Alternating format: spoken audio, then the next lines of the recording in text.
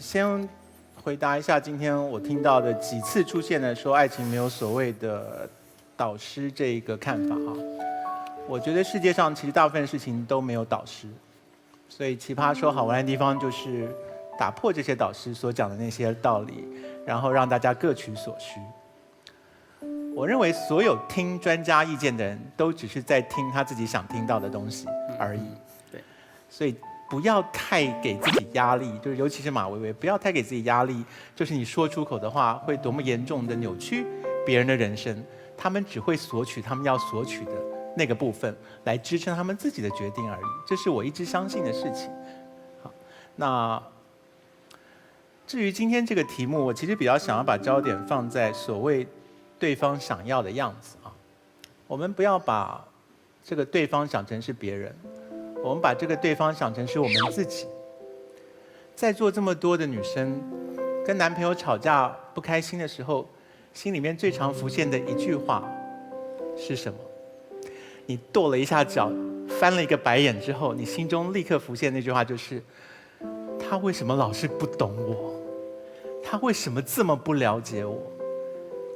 那这时候如果我飘出来说，爱情不是关于懂跟了解，你们搞错了，你们就会一巴掌把我挥开。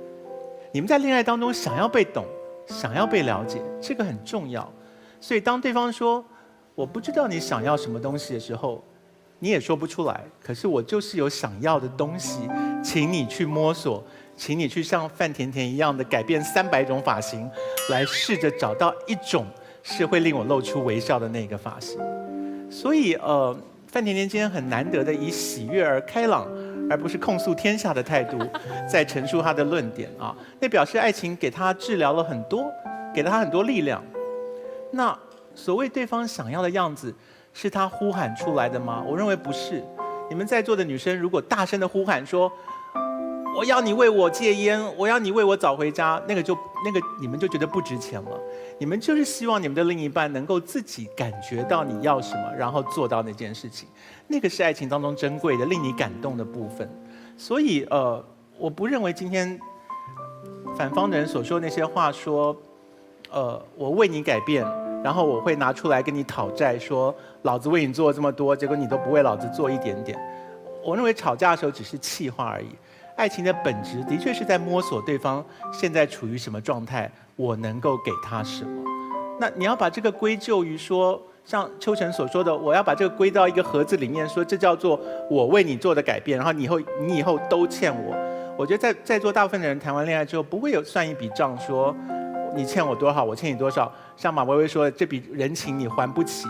我们谈恋爱没有人在还人情这件事，所以那个账是算不清的。所以回过头来讲，就是爱情的本质应该是体会对方的需求，然后满足那个需求。那个需求是对方大声呼唤的，或者是暗中透露的，或者是像范甜甜一样，你去百般摸索出来的都好。可是你摸索到之后不改变，这个在我看起来是不可思议的事情。你们讲了很多开心的例子，我举一个伤心的例子，就是人都会衰老，最后哪一方弱下来了，另外一方就得变坚强。是变弱的那一方在呼唤你说你要撑住我，因为我现在已经弱了，我不行了。不用，你看他倒下了，你就知道此刻的你如此衰弱，需要我自己重新撑起来，我要变成一个让你依靠的肩膀。这就是改变啊，这个是爱情最美好的部分。所以我没有办法理解你们说不为对方改变是什么意思。然后我第一个，不要逼对方说出口，当他说出口的时候，那个改变就不那么美好。第二个，为对方改变后不要算这笔账，是你自己的选择，可是是为对方做的改变。讲完，谢谢。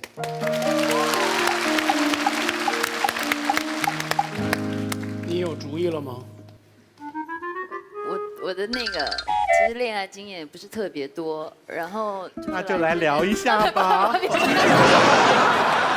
这边也是听听大家的意见。然后我改变过，我曾经为对方改变过，但是在那个改变的过程当中，有时候我是开心的，有时候我是不开心的。我觉得有时候改变了，我已经不是我了，但也不见得是你想要的样子，因为我根本不知道你到底想要是什么样子。我失去了我自我，同时间我也失去你了，因为我们两个最后是没有结果的。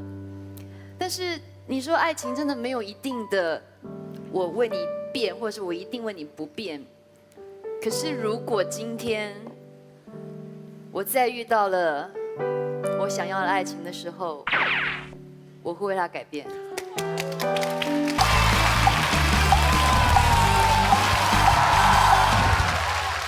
大家好，我是山无陵，天地合，都不会与君绝的 KK 康永。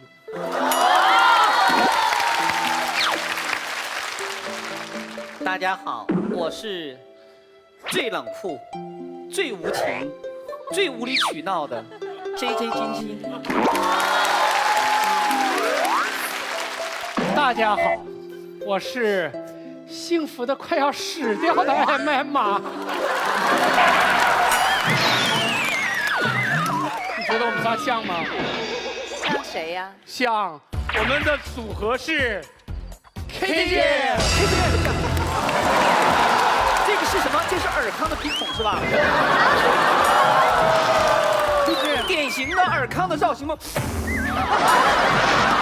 常常在微博上面看到这张图。你会不会每次看这张图都有一种被他瞪了一眼的感觉？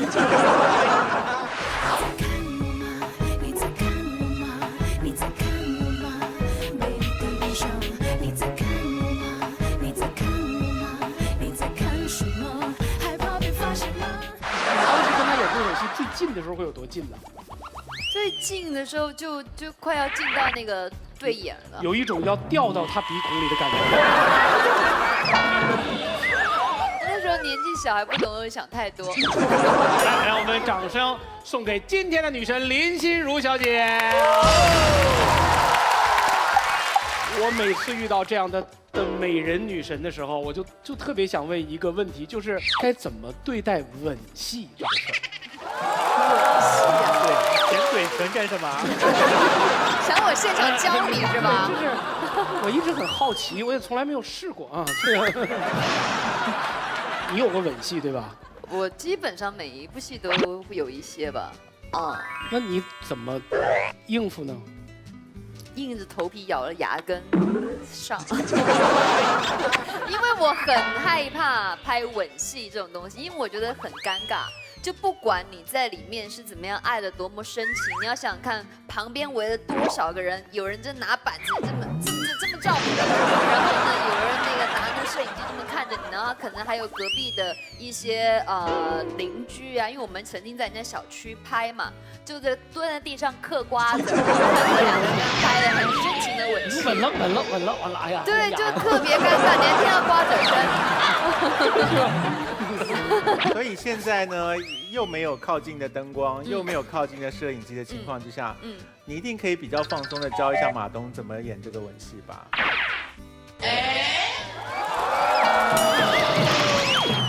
这不是一个很健康的节目。有没有那种男演员消化不好这么吻的时候？我还没有这么幸运可以碰到这种人。演吻戏会要练习吗？比如说来了一个非常帅的男演员，说林小姐一会儿咱们俩要吻戏，要不咱们先练练？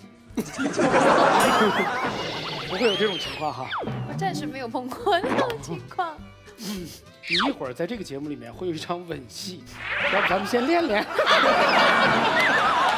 好吧，不再那个虐这个林心如小姐了啊！哎呀，为什么女神来都是要遭此厄运呢？啊，那个，其实一会儿即便如果有一个人在现场会跟你有吻戏的话，我也会给你介绍是我们现场最帅的一位帅哥，就是那边美特斯邦威的周邦威先生。来，邦威站起来给大家看一看，邦威所在的企业美特斯邦威。通过有范儿冠名赞助了《奇葩说》，所以大家看看邦威就知道什么叫有钱有势有情有款，其实都不如有范儿。谢谢有范儿。同时谢谢古力多燕麦牛奶赞助我们，谢谢。我们是一个严肃的辩论节目，来看一看本场的辩题。但是本场辩题出题方不太一样。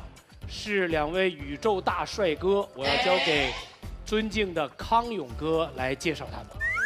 我们在《康熙来了》呢，就是为了小 S 主持的乐趣，3不5时要寻找到小鲜肉来进贡。这些小鲜肉看到了《奇葩说》之后，对于各位选手的表现赞叹不绝。对，他们要贡献他们的能力的方法，就是今天，到《奇葩说》来帮我们演出这个我们的题目的小短剧，所以请大家给他们鼓励。哎，小布，你今天怪怪的，你怎么了？我跟我女朋友分手。分手？你超爱她的吗？我儿子超爱她，我都为了她改变得不像我自己了。为什么？她嫌我个子矮，不够高大，不够威猛，我就天天穿她送我的增高鞋垫。哎，他这是为你好哎。你看我也用了，还3公分。不是，好嫌我爱抖脚、乱丢袜子、上床前不洗澡再洗碗，通通都改了。万万没想到，他居然嫌我幼稚。怎么？嫌你幼稚？难道他喜欢马东那样的老男人啊？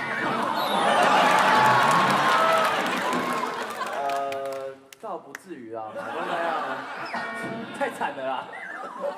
只是最夸张的是，他嫌我理发师这个工作每天遇到太多的女生，他就跟我说什么，你知道吗？Oh baby 呀，你反正是理毛的工作嘛，你换去给狗狗美容就好了啊。对哦，我懂你的，你不是这样的人，对不对？我宠物美容高级的证照都考过了。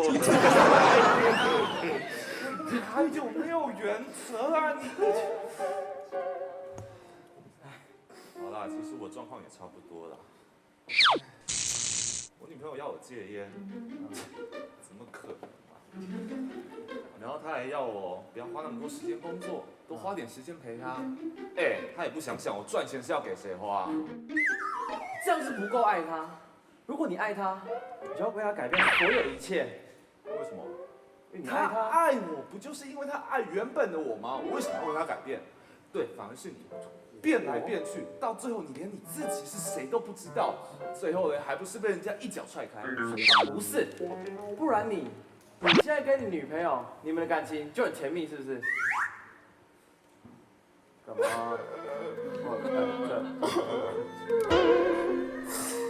分手了。分手！少跟装恋爱大师这种说三道四的。反正都分手了，做自己比较好嘛，对不对？做自己比较好，小心你孤独终老。闭嘴啦！我一定会证明给你看。我现在就去找甜甜。怎么着？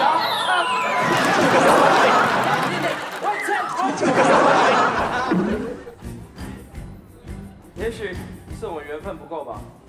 不过朋友们，恋爱中到底要不要改变自己，成为对方喜欢的样子呢？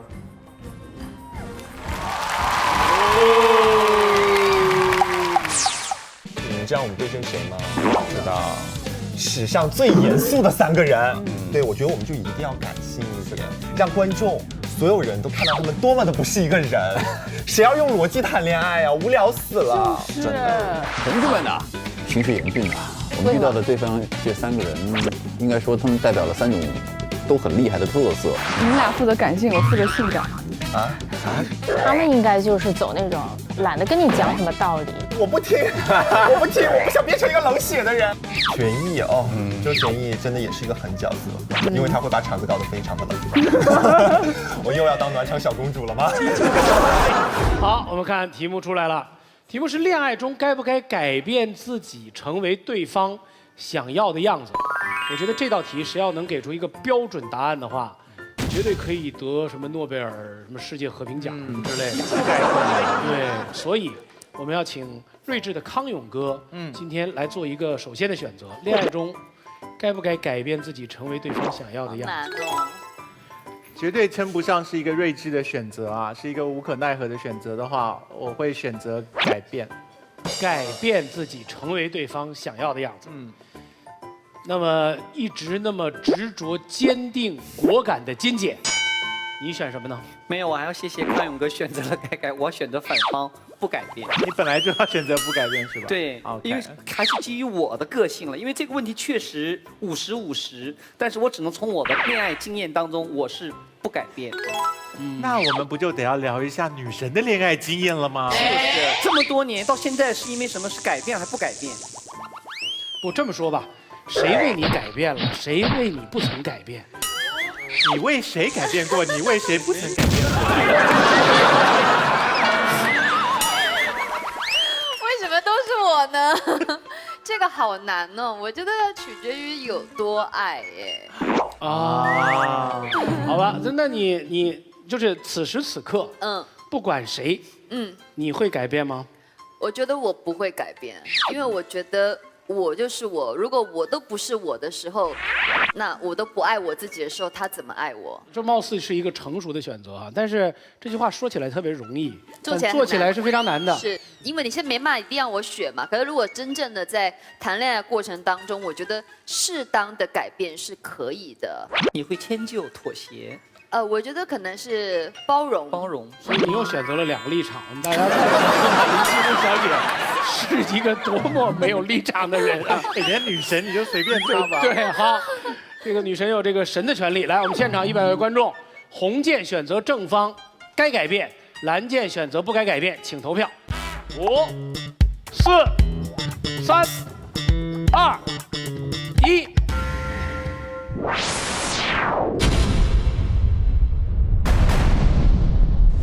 好，凝固在这里，好吧？现在是反方56，正方44。来，正方谁先开始？哦耶！在任何的生态环境里面，一个生物要生存，它只有2个选择，一个就是它改变自己去适应，要么它就迁徙，它离开。这就是所谓的进化论嘛。其实我们奇葩说这个舞台也一样，我们每个人都多多少少改变了自己一些，来适应这个游戏规则，不然我们就会被淘汰。那一直以来，我觉得爱情好像是这样，因为我爱你，所以我适应你，我改变你，因为我不想你去别的地方，因为我也不想去别的地方。但是，我是一个非常鼓励大家做自己的人，因为我觉得这世界上唯一如果有一个可以让你完完全全做自己的人，我希望那个人是我。可是爱情有个很奇妙的前提，就是你会在一个非常短的时间内发现这个人好多的优点，然后你就爱上他了。但是你需要很长的时间来发现这个人的缺点。有一句话叫“人活着赖着一口氧气，氧气是你”，所以我爱你。你有一点点雾霾没有关系，我戴着口罩，我继续往前走。走着走着，我看到天空有一个臭氧层有个漏洞，没有关系，我为你改变，我打着太阳伞，继续往前走。你又开始下暴风雪，没有关系，我为你改变，我穿上厚厚的衣服和雪靴。直到有一天，我走过一面镜子，我看见镜子里面的自己，戴着口罩，打着伞，穿着厚厚的衣服和雪靴，我才想到，其实原本我只是想做一个快快乐乐的水手，而我已经为你改变的面目全非了。单方面的日积月累的改变，耗尽了我对你所有的爱。所以我们能不能在爱没有耗尽之前，让我微微你看着我。我被实习了是吗？不是那个，他需要一个交流，他是需要一个点，OK，OK，OK，OK 我需要一个点。需要一个视线关系，你就做他的那个点就完了嘛。OK。所以可不可以在我对你的爱没有耗尽之前，你看我爱你这么狼狈、这么辛苦的时候，你也拉我一把，为我改变一点点呢？这个世界上唯一不变的是什么？唯一不变的就是变化。你天生要变的，你今天的你一定不是昨天的你。你会为工作变，为家长变，为你的事业变。为什么你为了一个这么爱你的我，你不能变一变呢？最后我想拉回来，就是说，一个人变，一个人不变，这样是很辛苦的，会耗尽爱，我鼓励的是2个人一起变。所以2个人恋爱就是在人群中看到了彼此，我们越走越近。我不介意我走得多，你可以走得少，但是你要动嘛，你不能站在原地对我说，哎，你怎么离我越来越远？就这样。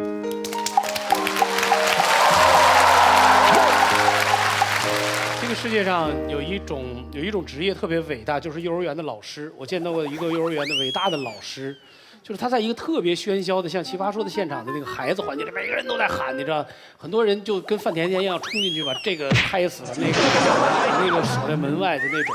但是他选择的方式是那种，嘘，从前吧，我给你们讲一个故事，瞬间安静。你特别适合当一个幼儿园老师。好，我得问你的，就是像这样一个人说了这样一番话之后，你现在的立场是什么？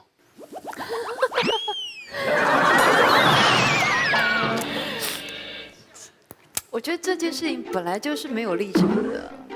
可是女神上一期说了，对她来讲打动她的很重要的是颜值，所以这个颜值能不能打动你？颜值可以。哎，你颜值过了。所以如果他那样深情款款的对你说，你为什么不为我变一变？我都为你变了这么多，你好歹也动一下吧。那看他要我变的是什么？如果他要我变成他想要的脸，如果他喜欢小 S， 他想要让我变成小 S， 我不可能为了他去把我自己整成小 S 嘛。小 S 也会杀了你。这个，那如果是一些性格上的，我说，比如说是生活习惯这些，我觉得这都是小事，这不能算说是大的改变。那个你就做得到。这些我是做得到的。好，就是说明他完全没受这个辩题的影响，依然处于一种混沌状态。好，我们来看看反方，反方是，好，永开，他说的这么深情，我都有点感动的。不是冲你说的，你感动什么？你不知道那种感动是少儿不宜的吗？其实一般上可以解决深情最好的方法就是冷场。那为了证明我来奇葩说是有学到一点东西的，我今天决定学某些辩手的某些招数，我决定开脑洞。哦，各位记得一个观点：人没有优点，没有缺点，只有特点。所谓的优点，只是我们把一个人特点往好处看；所谓的缺点，只是我们把一个人的特点往坏处看。什么意思？周帅的特点是什么？爱开脑洞。往好处看，跟在他一起可以学到很多东西；往坏处看，这3组真是不太习惯。往坏处看，跟在他一起，很多时候他讲的话你根本听不懂。所以优点跟缺点往往就像一个连体婴那样，在你铲除缺点的过程中，很多时候会顺便把你身上的优点给顺便铲除，因为他们本来就是一体的。当你要求周帅不再开脑洞的时候，不好意思，他不再说海德格尔，不再说向死而生，说拉皮条。请问一下，跟在他的身边，你可以学到任何东西吗？不会。所以在你改变的过程的时候，其实很多时候你没有办法得到你想要的东西，因为他换了另外一个特点，那个特点总有缺点的一面。所以为什么想要改变自己成为伴侣想要的样子，我们不建议，原因就在于这是一条走不完的不归路。当你改正自己的一个缺点的时候，很多时候另外一个缺点就重新蹦出来了，改蹦，最后你根本没有解决到你的缺点。所以这时候大家问我，那万一我们合不来怎么办呢？学会欣赏，把你自己伴侣最美的那一面瞧到你的眼前。很多时候我们在恋爱的开头的时候，为什么我们不会希望伴侣改变？因为我们把他们特点最美的一面摆在我们的面前。可是随着时间的长久，我们觉得这个最美的一面我们有点看腻了，于是我们开始把这个特点慢慢的拐，慢慢的拐，慢慢的拐，结果看到了最丑的那一面。当初我爱上他，因为他够大方。结果我觉得大方腻了，好，我拐，我开始嫌他浪费钱。当初我爱上他，我觉得他勤俭持家，结果看腻了，我拐，我觉得他吝啬。在这一个不断改变态度的过程中，很多时候你会发现，你伴侣怎么改都改不完。所以要改的不是你嫌弃你的伴侣，尝试要他为你改变，而是尝试转换你的眼光，把你伴侣特点最美的那一面摆在你眼前，这才是真正爱情的相处之道。谢谢。琪琪，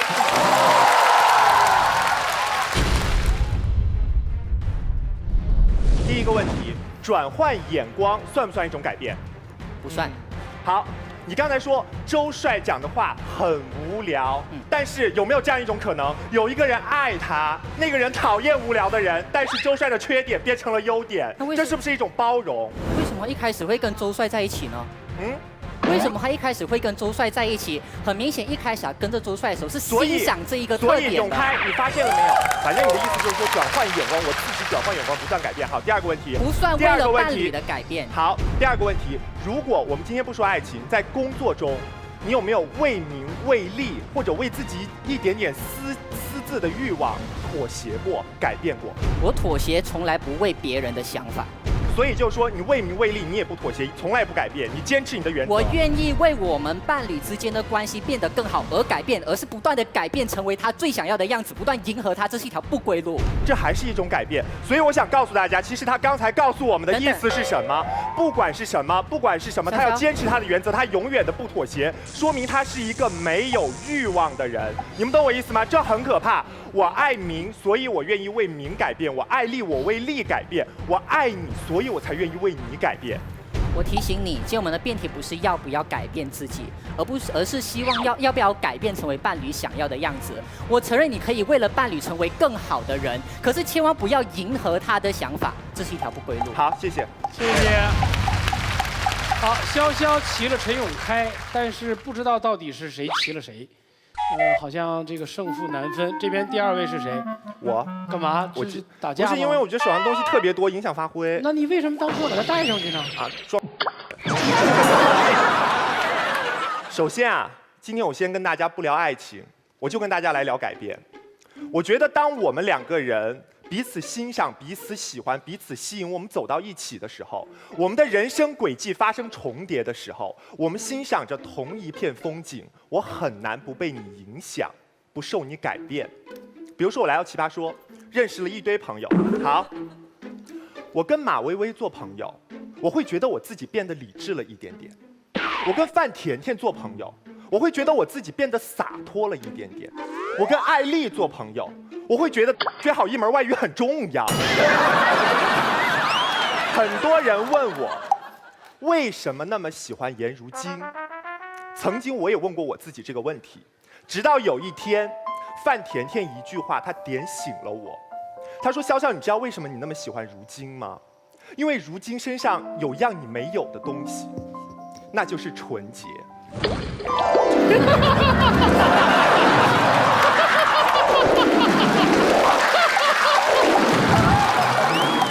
哇，我觉得这简直是真爱！我跟你讲，当我和如晶在一起的时候，我会觉得我自己干净了一点点。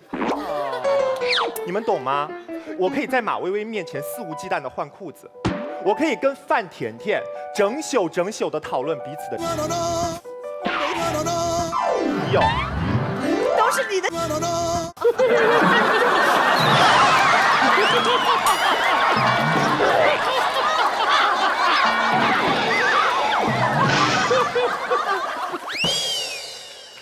但是大家知道吗？很多事情我在颜如晶面前我不好意思做，很多话我在她面前我不好意思说。很多时候我们都鼓励自己说我们要做最真实的自己，但是大家有没有想过，很多时候最真实的那个你自己，往往是你最放肆、你也最瞧不起的那个自己。你们知道我每次回去看《奇葩说》我自己的表现，我是什么样的感觉吗？不用你们说我娘，我自己都想给自己2耳光。这就是我对真实的自己一个非常客观的评价。所以你们与其说我喜欢颜如晶，倒不如我告诉你们，我更喜欢那个在她身边的我自己。这个话好看。有很多人每天给我发私信，问我一些感情问题，我很少回答，不是因为我懒，但有一部分原因是因为我懒。但是最重要的原因是，因为我不知道怎么回答。这个世界上是没有情感专家这个职业的，你们懂吗？我在每一段恋爱当中改变的、学习到的感悟都不一样。可能我今天可以很消极的告诉你，结婚不如养条狗。我明天我恋爱了，我又可以很乐观的告诉你为什么要压抑自己的天性。这就是每一段恋爱带给我的改变。所以，我是一个抽烟、喝酒、说脏话的坏男孩。我知道抽烟不好，我知道喝酒不好，我也知道说脏话不好。很多时候我们知道做很多事情都不好，但是为什么我们不去改变？因为我们太舒服了，我们懒得去改变。我愿意有这样的一个人，让我爱上他，让我不再计较得失，让我不再心猿意马，让我不再随波逐流。因为我知道，当我爱上他的那一刻，我就已经遇见了最好的自己。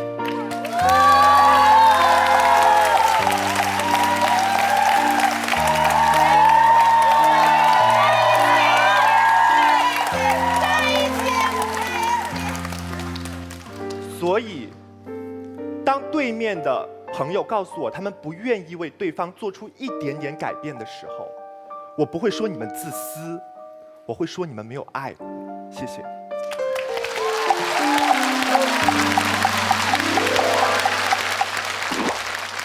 好，对方是谁？我。周真。好嘞，好嘞，好嘞，谢谢大家。我想说，潇潇真的很了不起。我从第一季看到现在，连我这个第一季从来没有参加过的人，我都看到了潇潇的改变。可是潇潇刚才说，跟如今在一起的时候，他就干净一点；跟甜甜在一起的时候，他就放肆一些。可是这是他们想让你改变成样子吗？这是你自己的改变，你自己吸收了他们的改变。各位。对方说的没有错，我们人时时刻刻都在不断的改变当中，我们吸收信息，释放信息，我们为了身边的一切不断的调整自己。可是这跟今天的这个题目有直接的关系吗？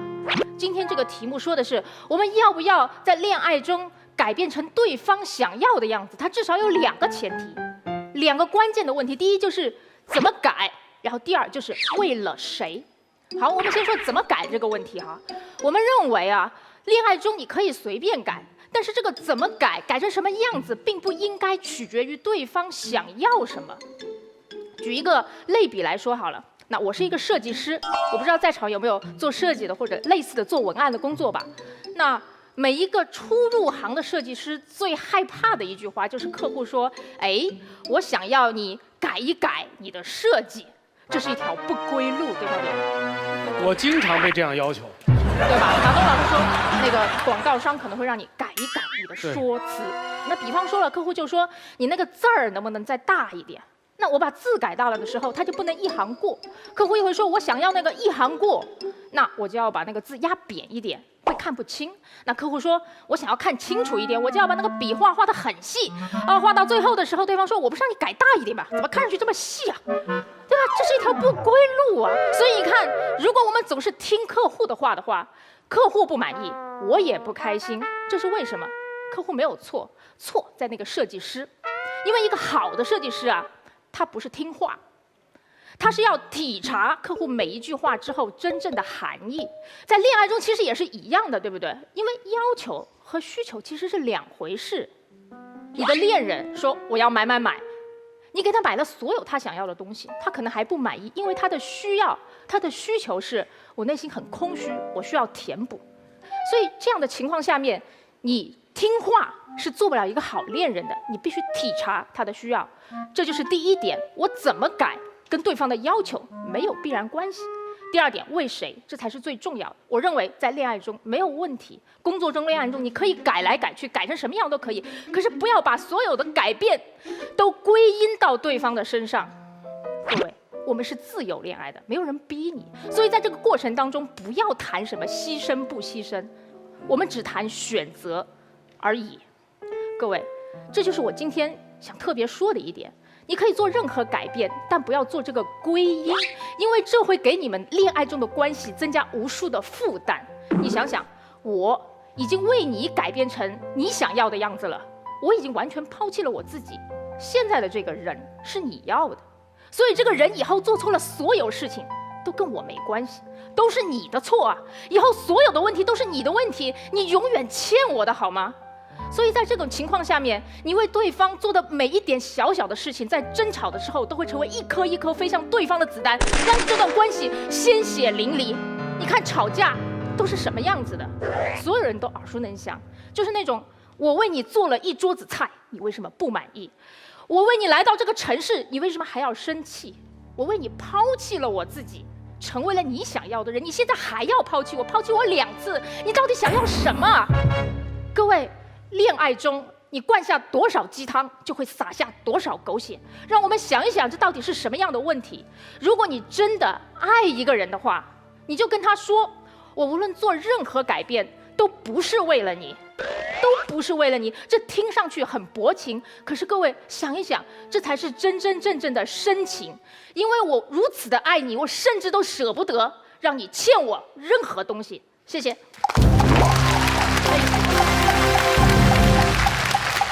是什么力量能让鸡汤变成狗血？是基因的力量。好吧，这边是谁？我。好，白邦妮。首先，刚才秋晨说了一句话，就是说，对待客户要怎么样嘛？但是我想不明白，我觉得爱人不是客户啊。然后永开说了一个问题，他说，我们可以改，我们不拒绝改，我们只是说我们可以为了改善这段关系而改，而不是说为了你想要的样子而改嘛。听起来很对啊，但是我想问一下，如果我们2个人想改善这段关系，我们俩开始聊天，我伴侣会跟我说，邦妮，我们俩今天聊一下我们俩改善关系的问题吧。你觉得我们俩应该怎么改善？不可能啊，他会怎么问？亲爱的，你想要我变成什么样子？你能不能说给我听一听嘛？这个其实是你们俩交流的开始。所以说有的时候永开啊，我觉得你们那个心态，你说我要迎合对方，我改变了就是迎合对方，其实你已经把你们俩分出一个高和低了。你在用迎合这个词的时候，其实你把自己放低了。在一段平等的关系中，无所谓迎合嘛，对不对？在我还是一个小女孩的时候，我觉得爱情就是运气，只要我够幸运，我就能找到那个合适我的人。一旦遇到他，我什么都不用改，我们俩100%默契，永远过着快乐幸福的日子。当我变成一个大女孩的时候，我知道爱情不是运气，其实爱情是一种能力。爱情不是让你去找一个非常合适你的人，而是找一个好人和他一起慢慢合适。爱的能力是什么？其实就是改变的能力嘛，就是看到对方那个需求，并且愿意放下自己暂时的需求，有的时候去满足他的那个能力。当你有了这个能力的时候，你就不再是一个小女孩了，因为你的心里不再是我想要什么，你看到了一个全新的词，叫我们。其实相爱并不是说你要在正确的时间遇见一个正确的人，而只是你在愿意改变的时候遇到了一个愿意为你改变的人。所以，然后我想说一说刚才他们的那个困惑和那个担忧，就是说我为一个人改变会失去自我，就像他们演的那样嘛。我曾经也是这么想的，我也有这个困惑。我觉得要不就全部，要不就全部，没有中间路线嘛 ，nothing all。后来我发现我这种心态不对，我错了。为什么？因为我把自己的自我建立在太多细枝末节的东西上边了，牵一发动全身。这个时候你的自我就是一堆又脆又硬的碎片啊。一个良好的自我是什么样的？应该是一个柔软的、有弹性的大圆球嘛。我的样子是我，但我不仅仅是我的样子；我的习惯是我，但我不仅仅是我的习惯；我的工作、我的爱好都是我，但我不仅仅是这些啊，我是全部的一个集合嘛。所以当你有的时候跟我说想改变我的习惯的时候，我不要就那么愤怒，就那么玻璃心，对吧？何妨一变，何妨一改，何妨一踹呢？就算你改了、变了，最后发现其实我们俩真的不合适，起码你得到了一个答案啊，这也是进展。我最感动的一句话是周迅跟我说的，我问他，我说你上一段感情最后是怎么样的？他跟我说了一句话，我特别感动，他说我所有能做的努力我都做了。然后我当时就想，如果有一天也许我的爱情也不得不结束的时候，我希望我可以非常骄傲地说，我能做的所有努力我都做了，我能做的改变我也都做了，我对得起我的这份爱情。自我的我其实是什么？我想了很多年，想到一个答案，不一定对啊。就是其实你的那个我，就是你来到这个人世间，不断的经历，不断的改变，最后累积成那个结果嘛。我们没有一个人来到这个世界上就是成品，就是完全成熟的，不用改变，不可能的。然后现在站在我这里的我，是我一个人的成果吗？不是的，就取决于那些我遇见的人，我爱上的人。爱过我的人，然后改变了我，也被我改变的人，就包括那些我当时可能不是那么情愿，但是我事后甘愿的那一切，加在一起就是现在的我。然后有一句话我觉得特别喜欢，就是其实每个人都是来度我的，都是来度化我的，而每一个改变其实都是礼物。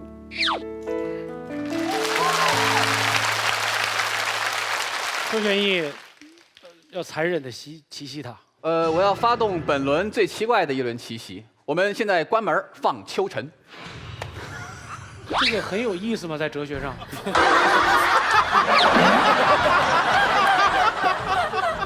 说实在的，因为这个确实太过于绵软了。说实在的，我等会儿会给一个很硬的一个分析，所以我不太适合这个。还是秋晨来继续。明白了，那个。没懂啊，继续吧啊。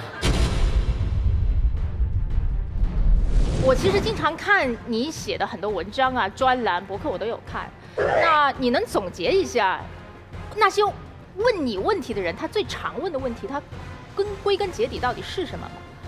大家一般都会问我一些关于的问题。OK， 我也不知道为什么。我看到的是，所有的读者问你的问题，是归结下来只有几个字，就是我想要什么。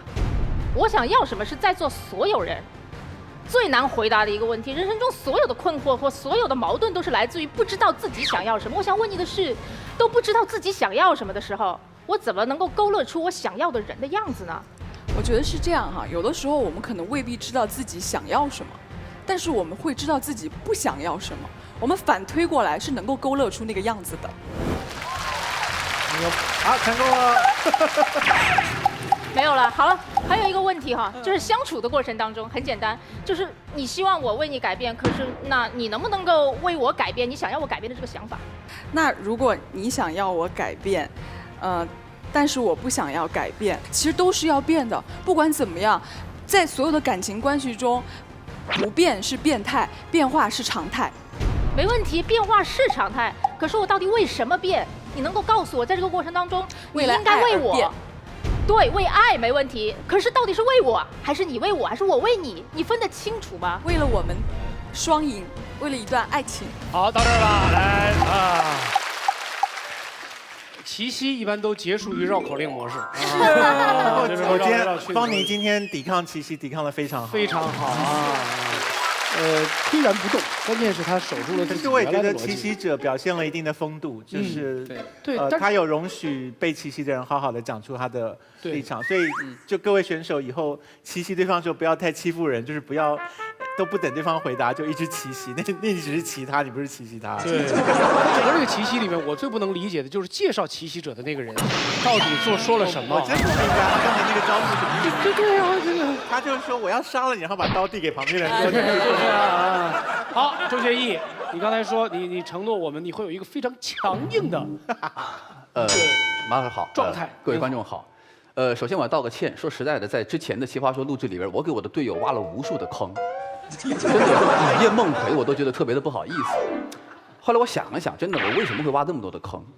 说实在的，我不是故意的，真不是故意的，因为我真的很喜欢《奇葩说》这个节目，说真的，我是很喜欢，所以我特别想为这个节目改变某些东西。那好啊，那我也做一个逗，那我也讲笑话了，那我也做一个奇葩了。结果我就变成一个坑了。我喜欢这个节目，我爱它，所以我愿意为它而改变。可是最后这是很失败，所以今天我要做一件事情，我今天完全不为这个节目改变。现在大家不要觉得这是个奇葩说的舞台，我就是一个大学教授，我给大家在讲课，我给大家从几个方面去分析一下刚才整个现场发生了什么事情。第一个，逻辑。刚才秋晨讲的那个逻辑，其实是一个非常简单的一个逻辑，就是你让别人改变成你想要的样子。那别人也会让你改变成他想要的那个样子，而且最关键的是，你为什么就不能改变自己想让别人改变的那个想法呢？他不是在绕口令，他是告诉我们，当你想要为对方而改变，而且你觉得对方也希望你改变的时候，对不起，这个时候你开启了一个不同的模式。人与人之间的相处其实是有模式的，比如你在听一个大学教授讲课的时候，你有一个模式；你在听一个喜剧演员讲课的时候，你有一个模式。那么在我们相爱的时候，我们应该开启的是什么模式？所有人都没有讲，应该开启的是相容的、包容的、互相欣赏、互相去发掘对方优点的这个模式，对不对？可是当你说“哎，我为你改变一点点”的时候，你有没有个很自然的想法，就是那你能不能也为我改变一点点？我为你做了饭，你能不能为我洗衣服？我为你戒掉了网瘾，你能不能帮我戒掉淘宝？我们这个时候就从一种互相的包容的模式，变成了一种互相的，说的好听一点叫鞭策，叫激励；说的不好听一点叫互相的挑剔的模式。而就算是激励，它真的是我们恋人之间应该相处的一种模式吗？爱情毕竟是我们人生中的一个休息的场所，它不应该是一个竞技场。所以看起来是一个改变的问题，但是归根到底是一个模式转换的问题。我不希望大家陷入到一个错误的模式里。第二个，我们在相爱之中改变自己，去迎合对方，它的方向是什么？我来说一个例子。古希腊神话里边有一个仙女叫 Echo， 就是回声这个词。Echo 爱上了一个美少年啊，叫 Narcissus， 就是这个水仙花这个意思啊。他爱上这个人之后，他真的是为对方放弃了自己的所有，他成为了对方的回声。可是这个时候，他获得了爱情吗？不，他获得了一个丧失自我的结果。而这个纳西索斯这个人，他也获得了爱情吗？不，他获得了一个自恋的结果，他最后变成了一株水仙。所以，当我们开启一个我为你放弃我自己，我为你成为一个回声的这样的一个模式的时候，对不起，最后你们的方向是成为一株水仙，陪伴着一些回声。而且这个水仙还不开花，它还装蒜。我们希望的不是在水边有一株水仙花，然后它身边围绕着无数的回声，你丧失了自我。我们希望的是，哪怕你们双方做一株并不完美的狗尾草。谢谢各位。汉勇哥，你这是什么态度？你作为一个导师，你在一个大学教授、哲学教授正在讨论问题的时候，你摆出了一副上小学的时候。困了，对，这是什么态度？教授说要我们转入听课模式，所以听课模式就是这样。对，这个不着急啊，这个恭喜这个周旋义，啊，你终于找回了你自己。但是你有没有想过，这屋里的所有人没有一个能考上大学的哲学系。你瞧，让这个最不可能考上的人说一说。首先，刚才我们周老师啊，用行为艺术告诉我们，他不改变，我们还是不会喜欢你。其实刚才对面一直在给我们设一个什么样的陷阱，就是告诉我们，你改变，你就会完完全全的把自己变成。就是他脑海里的那个自己，你有没有想过，恋爱是一种磨合？我们改变不是说让我们变成充气娃娃，他幻想中的那个人。有没有想过，我们两个人在一起是因为我们的优点彼此吸引，而我们到底能走多久，是因为看我们对对方缺点的包容程度。如果我们在恋爱当中放弃一些自己坚持的原则，我觉得没有问题，但是我们会坚守一条底线。所以我要告诉你们的是，我们为对方改变自己，不是说希望他能留在我的身边久一点，仅仅是希望提高我们恋爱的质量。如果有一天他真的要求我改变，已经触及到我的底线，这个时候我们谈的不是改变，而是分手。谢谢。我警告你们双方啊，我们是一个严肃的辩论节目，但是太严肃了。你们要是再不给我举人生例子，能让我听懂的话，我们就直接讲个故事。来吧。大家知道《奇葩说》录到现在，我是唯一所有选手中从来没有讲过自己故事的人。在这一集，我要讲一件自己的事情。真的吗？这是第一，我有男朋友了。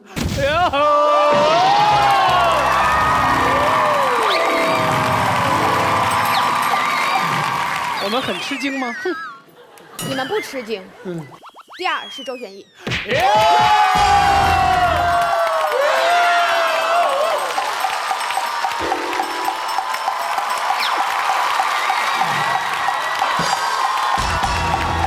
画一个。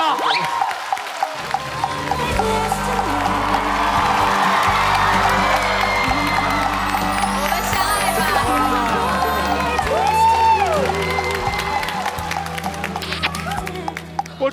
以把秘密说出来了。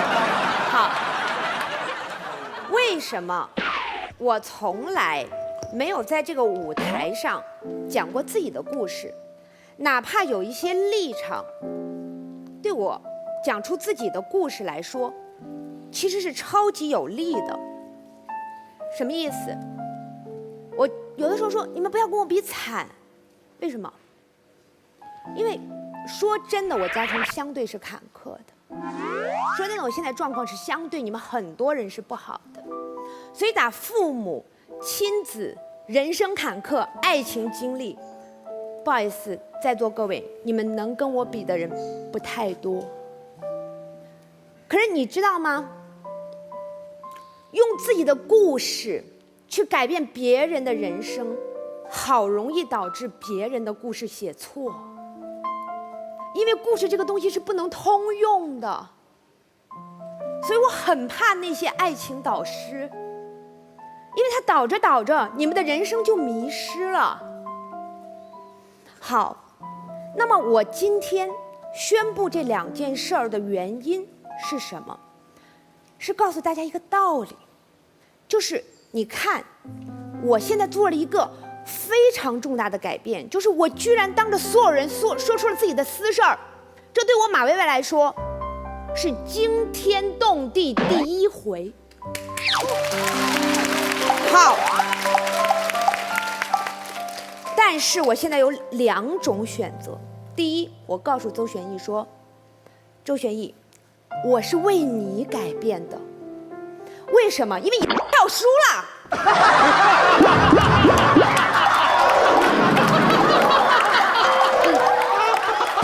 第二，我还有第2种选择。对，我告诉他，告诉自己，告诉现场所有的观众，我之所以这么做出这种改变，是因为老娘愿意。所以你们知道吗？你们这种心态很苦情，就是什么？我在爱情中做的一点点改变，一点点牺牲，一点点调整，都是为了你呀，哈尼。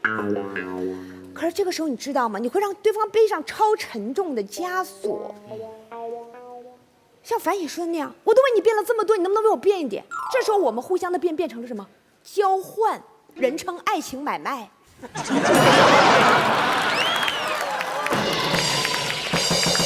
说的是什么？是你让我变成更好的人，你明白吗？你把你的人生赌在这个人身上，他不仅负自己的重飞翔，还要负你的重飞翔。这个人活得很辛苦。邦尼告诉的我们是什么？是包容，是宽容。可是你知道吗？你这个包容，你这个宽容，让对方显得特别不是东西。宽容和包容这个词一旦用出来，你有没有发现有一种居高临下的俯视感呢？叫做你不行，你不好，不过老娘忍你。你能忍多久？对方能忍你的忍多久？这份情我怎么还呢？所以今天我想给大家讲的，其实是一个非常简单的道理，是我经历过婚姻的离别、生死的离别得出来的一个道理。未必可以普世，可以给你们做一个参考，小小的参考，就是我这一生，我所做的任何改变，我都希望各位理解，我是为我马薇薇，所以你们任何人都不欠我的，所以我从来不骂我的前度，我也希望你们能够理解，我这个改变失败了。由于他是因为我马薇薇自己乐意，我也不会再怨恨任何人。我相信这是一个比较的，也许难走的路，可是这是为自己负责的路。谢谢各位。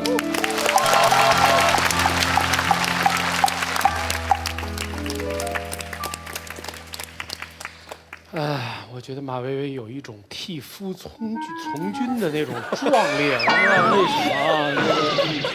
我觉得马薇薇恐怕把在奇葩说讲自己的故事这件事情看得太严重了。对，所以我们每个人的标准不一样。对就是我觉得很多人觉得就讲个故事嘛，就跟在生活中讲个故事别人听听一样，对你来说似乎是一个很重要的原则啊。所以你一旦打破这个原则，你是用一种破釜沉舟的心情在面对它的。可是其实故事的，我跟你讲真的，故事的影响力不过如此而已。大家听完10秒内就烟消云散，所以千万不要把这个沉重的重担放在自己的身上。康永哥，其实我真正不愿意说的原因，真的不是说，太复杂的原因，其实很简单哦。我觉得很多女明星会不会遇到这种事，就是我们如果一开始靠炒作成名的女明星，她也会衰于炒作。她靠自己的私事，而不是自己能力成名的任何一个名人，最后非常不幸。好像他们也会因为自己的私事而失败，所以我成也好，败也好，我希望是因为我的能力，而不是因为我你已经证明你自己了，所以没问题。甜甜，哎呀，难得跟老马对一次啊！作为一个在这个舞台上最喜欢讲故事的老阿姨呀，哎呀，我是把自己的一生都卖了，是不是？男朋友将来找不到了，上一集放出来，爸妈也快不要了。我想说一个很开心的故事，就是恋爱中没有一个男朋友想要改变我，都是我吵着闹的，特别想改变成他喜欢的那个样子。你们不觉得这是一件很开心的事情吗？这就是爱情啊！有的时候我会揣测，他从来没跟我说我喜欢长头发、短头发，我尝试各种长度，我就看他喜欢我什么样子。可是在这个过程当中，我特别的高兴，我觉得满足于我自己所有的乐趣。比如说我前男友喜欢搞音乐，我听了大概8000多张唱片，现在我在音乐上非常厉害的，我告诉你们。我有一个男朋友特别喜欢看电影，特别喜欢读书，我跟着他学了各种各样的东西，因为我想尝试东西叫一种共同语言。像我是觉得恋爱像天一样大，所以刚才潇潇讲那句话的时候，我忍不住要流泪。可是每一次我为对方做的改变，我都是无比的快乐和欣喜的狂热的接受着，到以至于今天35岁，虽然他们都过去了，可是我身体里承载了太多的故事，然后我承载了太多跟他们的回忆，还有为他们改变的那些优点，所以我现在好多的优点。我是一本读不完的书，挖不完的一口深井冰，把我这么美好的自己留给接下来那个男人，他是何其的幸运。所以我觉得恋爱中所有的看法，有马薇薇这样的看法，也有我范甜甜这样看法，所以我认为这就是这个舞台最有魅力的地方。谢谢大家。好，谢谢。好，我觉得双方就都差不多了，我们让2位导师和团长来给我们做最后的发言。在这之前哈，其实真的心如在这个舞台上面，你别害怕，这个好害怕。在这个舞台上面，每个人都在分享自己的故事。在所有这些人当中，现在唯一一个不肯讲的就是你。刚刚康永哥说了，我们的故事其实并没有那么重要啊。好，那个最后我们要请我们2位导师，然后看看谁能说动女神，到底最终这么没主意的人，最终会偏向哪一方啊？谁先说？金姐先说吧。我先说吧。好，我先说吧。咱们人开始有那种荷尔蒙冲动，开始就要找另外一半的时候，就进入一个恋爱状态了。为什么寻寻觅觅的去找爱情呢？因为我们都想找一个合适的、准确的人。当你面对那个人的时候，永远是180度的面对。恋爱是180度，通过恋爱慢慢我们转换、转身，希望他能接受我的360度。有的在转换过程当中已经不合适了，就分开了。当有的时候我们会出现像甜甜那个状况，我也出现过飞蛾扑火。当我飞蛾扑火找到了我的爱情的时候，最后那个人不要我了，因为他说的我要的就原来那个你。从此我就得到了一个经验，每次我谈恋爱的时候，我先把我的缺点告诉他，我就这么一个人。如果你能接受，咱俩往下走再约；如果你不能接受，咱俩就到此为止，还可以做个朋友。2年前我写了一本书，书的名叫做《我不想改变世界，也不想被世界改变》。这一点在我的爱情经历上也同样有用。一直到我36岁时候碰到了我的先生，38岁嫁给他，就是因为他包容了我，接受了我所有的一切。曾经我谈过一个男朋友，说你干嘛要提你那个变性的经历呢？你可以嗲嗲的像我认识那个样子，很性感就可以了，我不要知道的。我说你不知道，你愉快了，你满足了，我是痛苦的，因为那个不是我真实的我自己。当你想这份爱情发展到360度无死角的时候，你不要改变，要真实的面对。而且真正的爱情是为了爱情，我愿意往后退一步，他也退一步。每个人在退一步的时候，情感在叠加着，最后两个人是合适的，这个齿轮是合茬的，可以转起来，你们俩可以走向另外一个阶段，就是婚姻。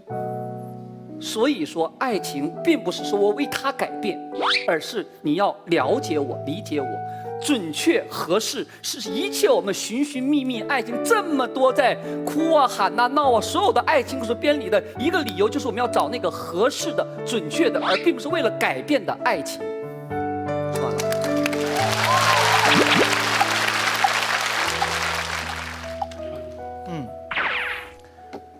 先回答一下今天我听到的几次出现的说爱情没有所谓的导师这个看法啊。我觉得世界上其实大部分事情都没有导师，所以奇葩说好玩的地方就是打破这些导师所讲的那些道理，然后让大家各取所需。我认为所有听专家意见的人都只是在听他自己想听到的东西而已。对，所以不要太给自己压力，就是尤其是马薇薇，不要太给自己压力，就是你说出口的话会多么严重的扭曲别人的人生，他们只会索取他们要索取的那个部分来支撑他们自己的决定而已，这是我一直相信的事情。好，那至于今天这个题目，我其实比较想要把焦点放在所谓对方想要的样子啊，我们不要把这个对方想成是别人，我们把这个对方想成是我们自己。在座这么多的女生，跟男朋友吵架不开心的时候，心里面最常浮现的一句话是什么？你跺了一下脚，翻了一个白眼之后，你心中立刻浮现那句话就是：他为什么老是不懂我？他为什么这么不了解我？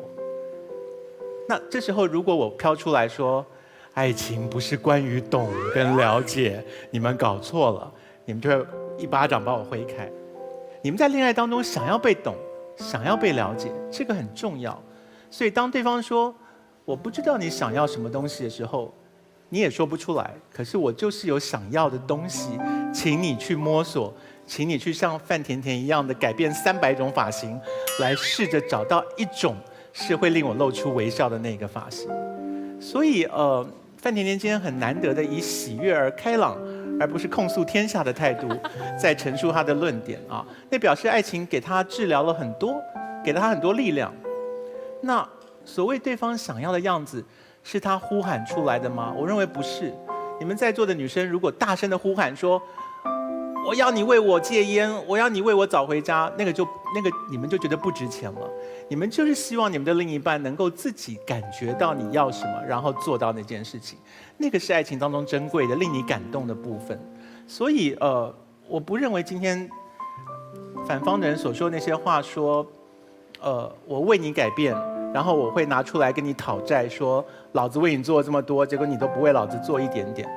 我认为吵架的时候只是气话而已。爱情的本质的确是在摸索对方现在处于什么状态，我能够给他什么。那你要把这个归咎于说，像秋晨所说的，我要把这个归到一个盒子里面，说这叫做我为你做的改变，然后你以后都欠我。我觉得在座大部分的人谈完恋爱之后，不会有算一笔账说你欠我多少，我欠你多少。像马薇薇说的，这笔人情你还不起。我们谈恋爱没有人在还人情这件事，所以那个账是算不清的。所以回过头来讲，就是爱情的本质应该是体会对方的需求，然后满足那个需求。那个需求是对方大声呼唤的，或者是暗中透露的，或者是像范甜甜一样，你去百般摸索出来的都好。可是你摸索到之后不改变，这个在我看起来是不可思议的事情。你们讲了很多开心的例子，我举一个伤心的例子，就是人都会衰老，最后哪一方弱下来了，另外一方就得变坚强。是变弱的那一方在呼唤你说你要撑住我，因为我现在已经弱了，我不行了。不用，你看他倒下了，你就知道此刻的你如此衰弱，需要我自己重新撑起来，我要变成一个让你依靠的肩膀，这就是改变啊！这个是爱情最美好的部分。所以我没有办法理解你们说不为对方改变是什么意思。然后我第一个，不要逼对方说出口，当他说出口的时候，那个改变就不那么美好。第二个，为对方改变后不要算这笔账，是你自己的选择，可是是为对方做的改变。讲完，谢谢。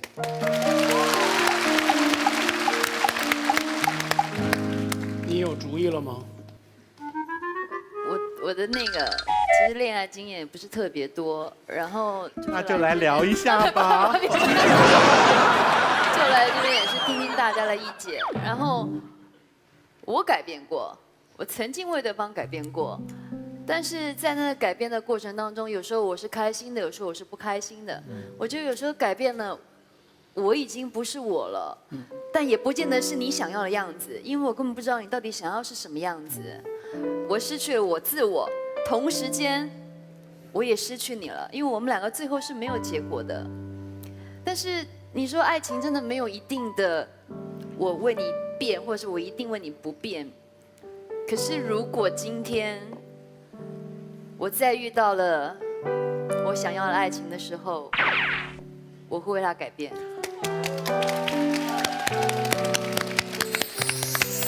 这个题真的是太难了，非常险恶。题目叫做“恋爱中该不该改变自己，成为对方想要的样子”。这个世界上最说不清的就是“改变”这个词儿。我们把题目换一换，学校里我该不该要成为老师想要的样子？工作中我该不该要成为老板想要的样子？鬼能说清楚这个话题？我觉得只有一个办法。就是怀着一颗愉快的心情，端起一杯雅哈咖啡，和别人愉快聊天儿，吃一把 豆，让自己变成一个豆腐。实在聊不清楚，就开着一辆狂拽炫酷大天的东风标致308S 绝尘而去。这个世界上什么都会变。只有一样不会变，就是我必须把广告念了。好了，请我们全场的观众最后表达你们的态度，该改变还是不该改变？3、2、1，看看最后结果，正方胜出。直到有一天我走过一面镜子，我才想到，其实原本我只是想做一个快快乐乐的水手。我愿意有这样的一个人，让我爱上他，因为我知道，当我爱上他的那一刻，我就已经遇见了最好的自己。我有一天，也许我的爱情也不得不结束的时候，我希望我可以非常骄傲地说，我能做的所有努力我都做了。正方一共3位，谁能获得今天由古力多燕麦牛奶提供的10万元抗饿基金？3位导师，请做出你们的判断。金姐为什么是她？我一直想给她来，她是最棒的，这次新奇葩当中她是最突出的。就是所以老奇葩就已经不存在了女神为什么是她？其实不存在任何私心，单纯就是因为他的话打动到我了。康永哥，他今天的发言证明他还是有人性的。哇，这就剑指最没有人性的那个人了。好，让我们依次亮出题板吧。